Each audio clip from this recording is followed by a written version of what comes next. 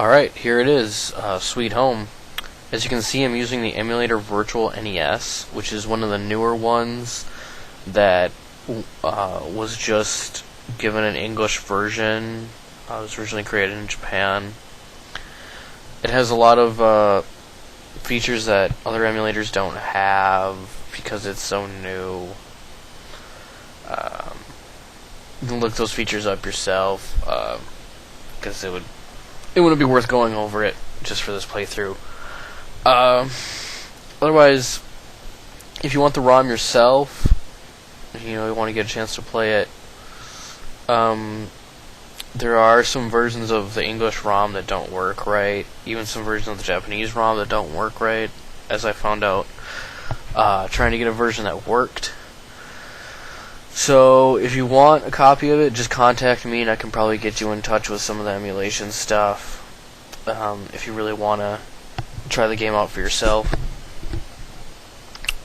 So this is actually my third time trying to record this. I know you're not supposed to admit how many times you've recorded something, but I had a problem. This isn't able to go into full screen at all, which is strange, but for some reason my capture software will not, for some reason, allow me to do that. I can record a video from the emulator, but then my audio wouldn't sync up right. I would have to watch the video and record audio again. And it wouldn't work right. So we're just not going to play it in full screen. Actually, the screen actually shrinks somewhat when you play it in full screen as well. A bit ironic, but it's the way the emulator works. So we're going to go ahead and push start.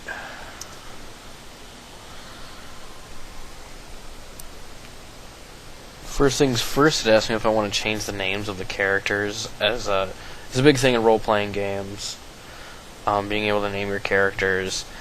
But we're going to keep the standard names for right now. If you guys have suggestions on names, I can maybe try to start the game over with new names. But for the most part, I'm just going to leave the standard names.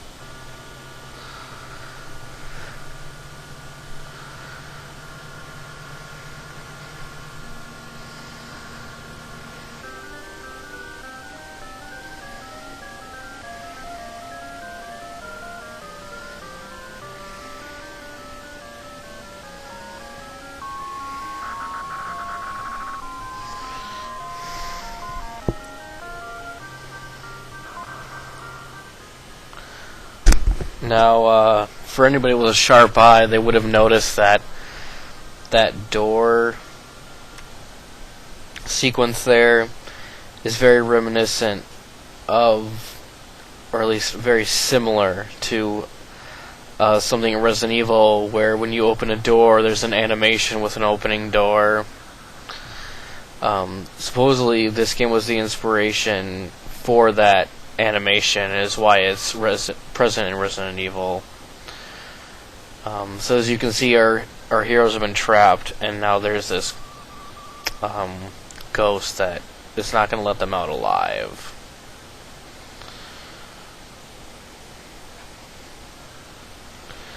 So essentially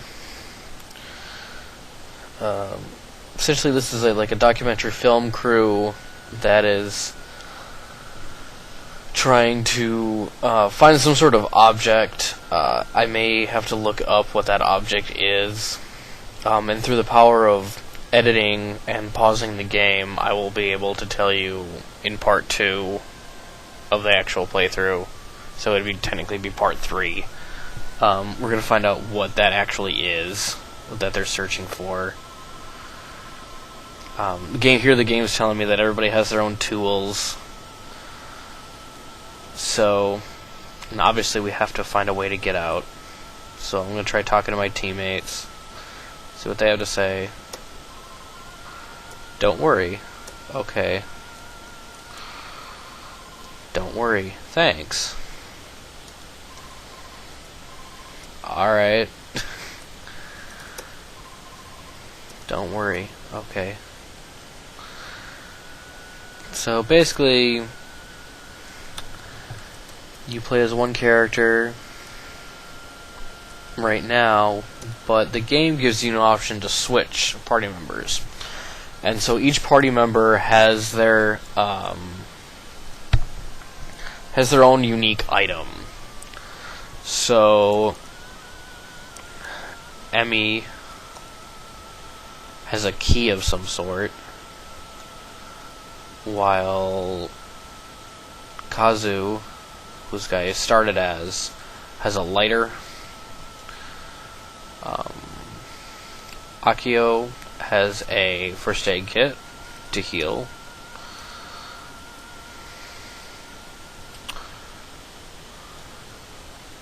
Suko, oh, I trapped myself in there.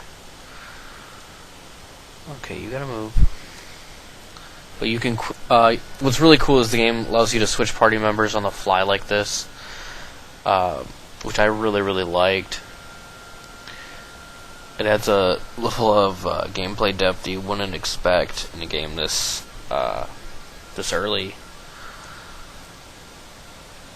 So, take control. Asuka. And Asuka, for some reason, has a vacuum. We're going to look at these objects here. There's sharp glass, probably from a window above or something. But Asuka, for some reason, has a vacuum. Why a documentary film crew would need a vacuum, I'm not sure. That's another thing I might look up, is why everyone has the items they do. From the looks of the game, doesn't really explain it a whole lot, and that's probably from the limitations of the hardware. He says that we have to stick together, which is ironic because in Resident Evil, they want everyone to split up. But this game, it pretty much looks like, from the 5 minutes I played before, it looks like you can mostly keep your team together with this character switching mechanic. So you can decide if you want someone to go solo or not.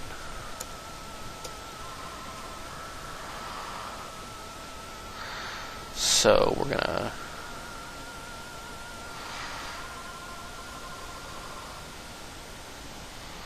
this place is huge.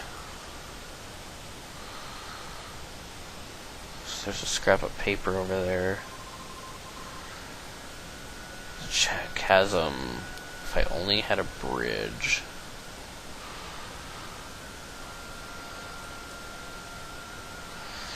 So we're gonna switch to Kazu.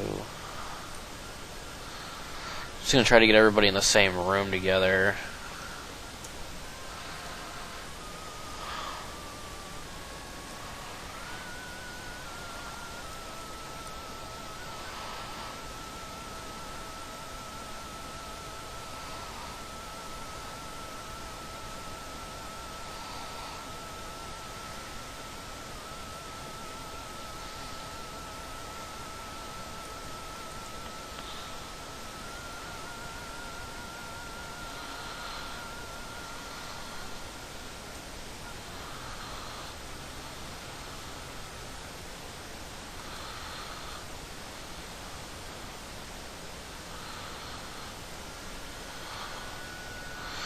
Alright.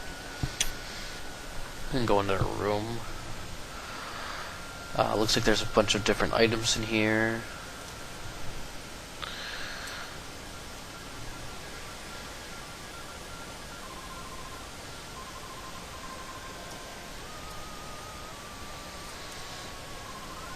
A letter. Welcome to my home. Photograph. I'm not sure what the game means by Fresco. That's the mysterious object that they're looking for. That I will find out in the next part. I'm going to do some research to see what they're really looking for. Like I said, I haven't seen the film, which is a big part of this game.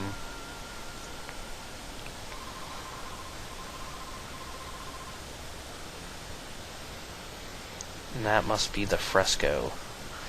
I don't know if that's a translation oddity or what that exactly is, but I'll look it up.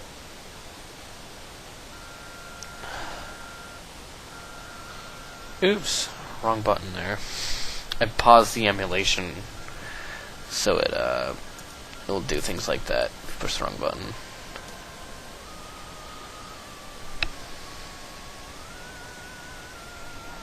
Now, how do I pick up an item?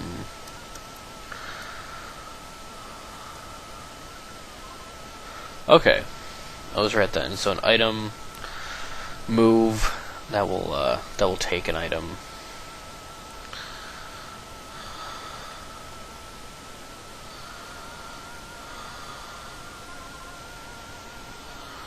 Can't exchange.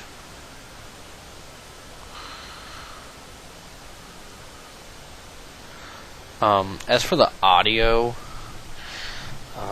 I may be turning the game's audio down at numerous points.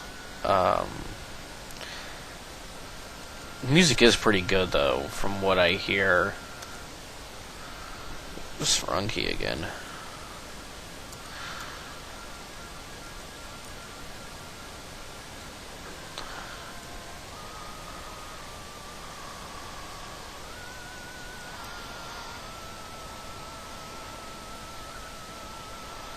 Can't exchange. Well, I was able to take the tonic, why can't I take the knife? Fruit knife.